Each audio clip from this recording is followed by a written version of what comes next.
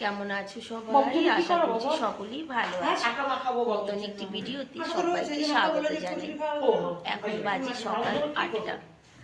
আমরা উঠেছি অনেক দূরে, উঠে চা সব খেয়েছি, গল্প করছি। চা খাওয়ার পরে দাদা চলে গেছে বাজারে, ভাইয়ের ছেলে চলে গেছে ডিউটি, আমার বর বসে ফল কাটছে, মানে বৌদি কাজ দিয়েছে, কাজ করছে। বৌদি ভীষণ ব্যস্ত, সেটা বলবি তো? বৌদি ভীষণ কাজ করে ব্যস্ত না, কাজ করে ব্যস্ত না গো।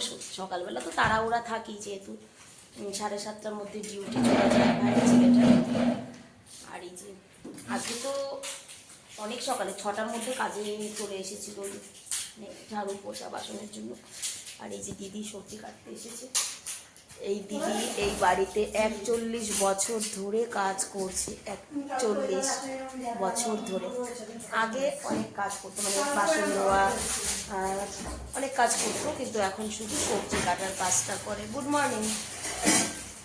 কি ব্যাপার, এত সকাল সকাল উঠে গেছে? চপ্পল বাপি পায় না হোগা, তাহলে ভিতরেই আছে দেখ। এখন তো ওনার অনেক বয়স হয়েছে, এখন আর ওনাকে দিয়ে অন্য কোনো কাজ করানো যায় না, মানে এখন আর করার মতো নেই, তাই শুধু সবজি কাটার কাজটা করে। সকালবেলা রান্না বান্নার জোগান হচ্ছে। রান্নার দিদি এখনো আসেনি, মনে হয় 9টায় আসে নাকি, 1:30 9টায়। রসুন আমার কাছে দিতে বললো, তো দাম ছিল। পেঁয়াজ রসুন কিসে দেবে আজকে? এইটার মধ্যে দেবো না রসুন? অনেকগুলো লাগবে।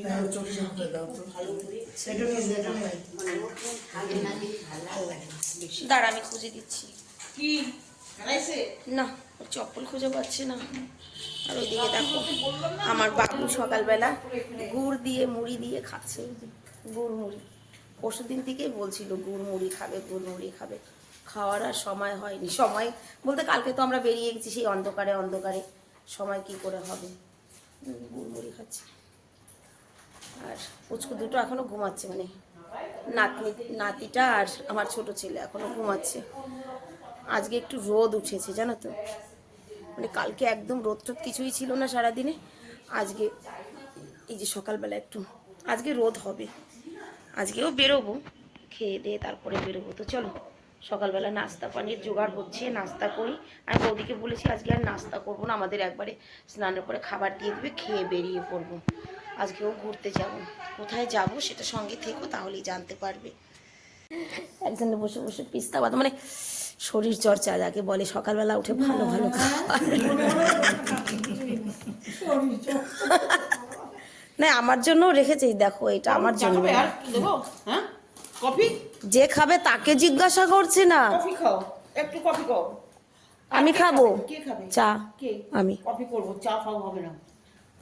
দেখলে মানে নন্দে জামাইয়ের বেলা তো জিজ্ঞাসা করলে যে চা খাবে নাকি। হ্যাঁ হ্যাঁ, তো ও খাবে চা।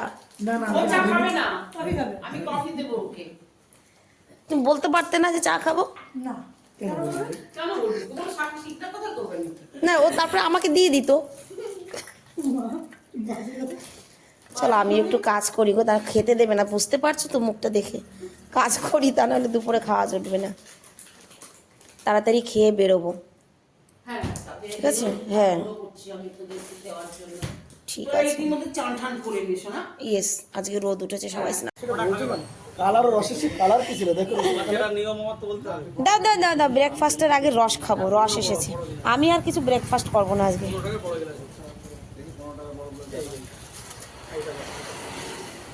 দেন 11:30 বেজে গেছে, জলদি আর 11:30 বেজে গেছে। আমরা খেতে বসছি, কারণ কি আমরা খেয়ে বেরোবো। বৌদি রান্না কি রান্না হয়ে গেছে, বৌমা বড়া করছে, কুমড়ো ফুলের বড়া। আমার কোনটা গো? ওইটা, এটা দাও। শাক ভাজা দাও বৌদি আমারে আগে। আজকে আমার প্রিয় শাক ভাজা হয়েছে, একেবারে পছন্দের শাক, মানে লাউ শাক ভাজা। পড়ো, হ্যাঁ খাবেন, চলে আয়। ले लो दोनों में से जो भी एक ले लो। তুমি আন্ডা খাবে না? এখানে দেখো পুরনো আলু বিক্রি হয়। লাউ শাক, কুমড়ো ফুলের এই বড়া, সাইজের আলু থাকে, লাউ ঠিক আছে? শোল, এখানে লাউ সব দিয়ে আলু শোল মাছ দিয়ে ঝোল, ডাল, মাছের আলু দাম ভাজা। বেশি, কিন্তু মাছ এখানে তোমরা তাজা পাও, আমরা আমরা তাজা তাড়াতাড়ি পাই, খেয়ে এই নিচ্ছি, তফাৎ। একটু বেরোবো তাই। সব জিনিসের দাম বেশি বলো আমাদের এখানে। মানে আন্ধ্রার রুইটা আমাদের ওখানেও যায়। আদ্রা আন্ধ্রা আন্ধ্রা। এই যে এখানে যে আন্ধ্র প্রদেশে যে বড় সুন্দর করে পায়েস রান্না করো, আমরা ঘুরে আসছি। ঠিক আছে, টাটা শিপ্রা, দাদা টাটা। ওই বাড়িতে দেখা হচ্ছে, ঠিক আছে?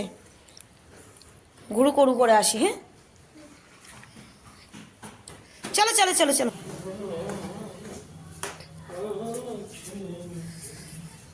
তুমি আছো কোথায়? কোথায় টোটো? ওদিকের থেকে বাপি টিকিটটা নিয়ে আসুক। কোথায় দাঁড়াবো কে জানে, ও পিছনের দিকটা চল। আমি এখন ব্যাংকে গেছিলাম, তা বললো যে কিন্তু না মানে নৈহাটি লোকাল না হলে ওঠা যাবে না আমার মনে হয়, জানিস তো, ভিড় হবে খুব।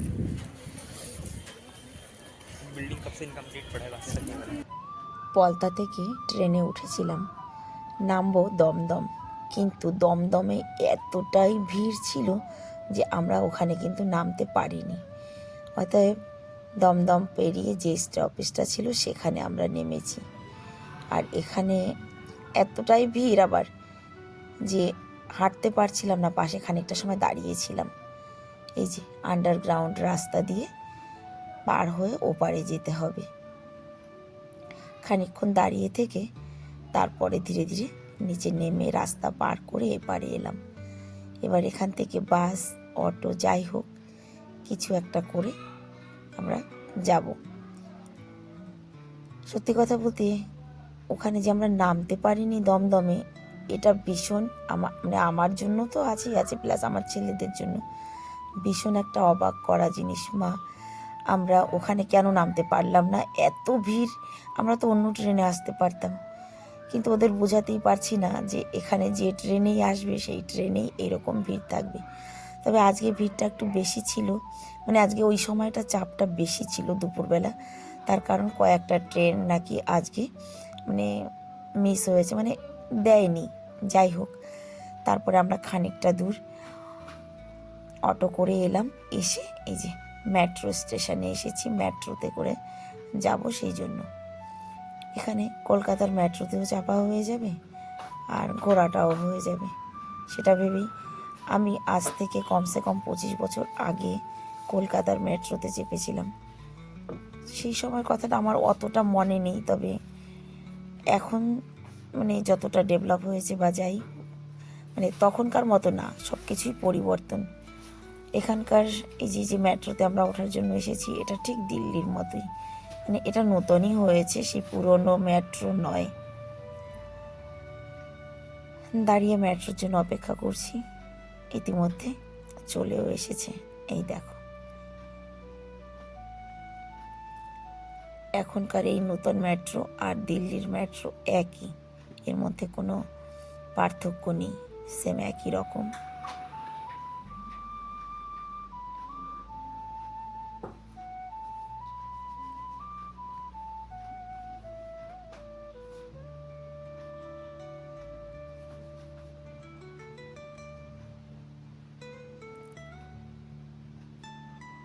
মেট্রোতে করে আমরা চলে এসেছি। এখন যাব, মানে কোথায় কোথায় যাব সেটা সত্যি কথা ডিসাইড করে আসতে পারিনি।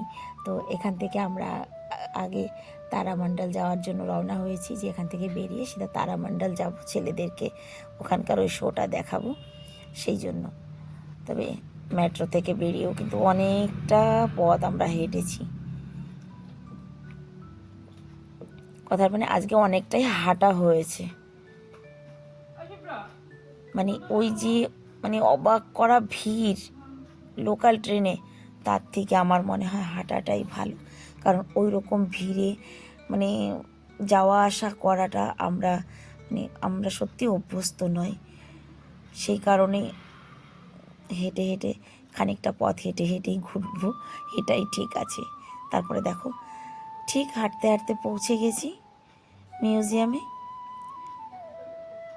শোটা দেখলাম, দুটো শো, একটা বাংলা একটা হিন্দি। তবে আমরা যখন এসে পৌঁছেছি তখন বাংলা শোয়ের টাইম, আর হিন্দিটা হতে নাকি 4টে বাজবে। তো ভাবলাম যে এখানে অতটা সময় নষ্ট করবো কিসের জন্য, কিসে আসছে কারেন্ট? বাংলা তো ছেলেরাও বোঝে, বাংলা শোটাই দেখে নি। চলো, টিকিটটা নিয়ে তাড়াতাড়ি লাইনে দাঁড়িয়ে পড়েছি। আজকাল যেখানেই যাও সেখানেই লাইন, লাইন ছাড়া কোনো কাজ হয় না, সেটা রাসায়নের দোকান হোক আর মন্দির হোক।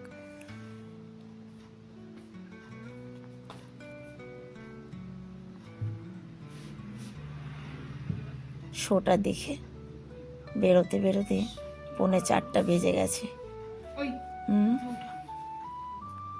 দুপুরবেলা খেয়ে উঠে কিন্তু আমরা জলও খাইনি, সঙ্গে সঙ্গে বেরিয়ে এসেছিলাম। তারপর এখান থেকে শোটা দেখার পরে ছেলেরাও বললো মা কিছু একটু খাবো। ছোট ছেলে গোলগাপ্পা খেয়েছে, আর আমি আর বড় ছেলে একটা চাট পাপড়ি খেলাম। তারপরে চলে এসেছি আমরা ভিক্টোরিয়াতে। তারামণ্ডল থেকে কিন্তু হেঁটে হেঁটেই আমরা আবার ভিক্টোরিয়া পর্যন্ত এসেছি। কথার মানে আজ দুপুরের খাবারটা কিন্তু হেঁটে হেঁটেই হজম করে নিয়েছি আমরা।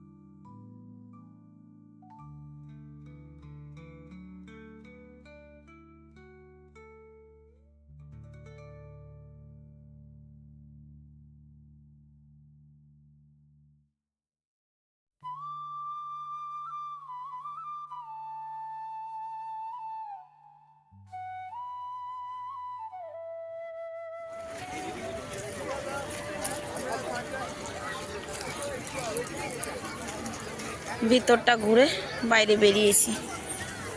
আজকে কিন্তু ভিড় আছে প্রচণ্ড। না আগেও একবার দুবার এসেছি, কিন্তু এত ভিড় দেখিনি কোনোদিনও। যত দিন যাচ্ছে মানুষের তত ঘোরাফেরা শখ বেড়েই যাচ্ছে। পেয়েছো? কল লাগাও, কল করো। বড় ছেলে উপরে যায়নি, ওর নিচেটা ঘুরে চলে এসেছে। কোথায় বসেছে কি জানে। 5:15 বাজে। কি হয়েছে? আচ্ছা আচ্ছা। আর ভিক্টোরিয়ার লাইটগুলো জ্বলেছে, খুব সুন্দর লাগছে। কিন্তু আমরাও এখন ধীরে ধীরে ফিরছি বাড়ির দিকটায়। আর এই দিকটায় দেখো পাখির কলরব।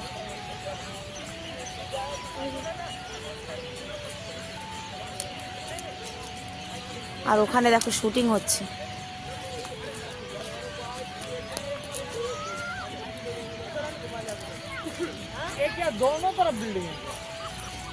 সব থেকে বেশি ভালো যেটা লাগছে সেটা হচ্ছে এই পাখির কলরব। হাজারে হাজারে পাখি, বক, কাক, শালিক, তবে এই যে চিৎকার করছে শুধুমাত্র শালিক। অন্যান্য পাখিগুলো একদম সুস্থভাবে বসেছে, মানে তাদের কোনো কলরব নেই।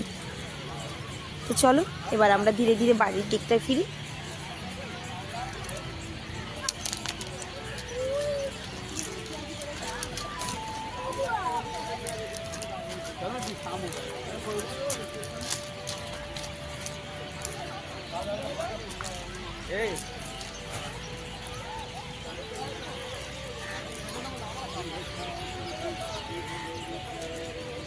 চলো আমরাও ধীরে ধীরে বাড়ির পথ ধরে এগিয়ে যাই, আর ভিডিওটাও এখানেই শেষ করছি। সবাই ভালো থাকবে, সুস্থ থাকবে, দেখা হবে নেক্সট ভিডিওতে। সবাইকে রাধে রাধে, টাটা।